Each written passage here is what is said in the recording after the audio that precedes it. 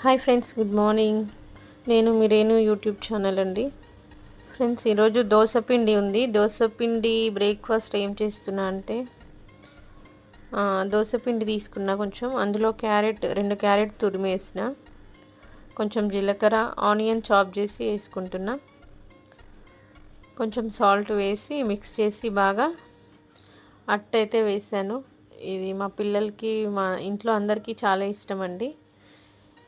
మీరేం టిఫిన్ చేశారో కామెంట్ బాక్స్లో కామెంట్ చేయండి ఫ్రెండ్స్. ఓకేనా?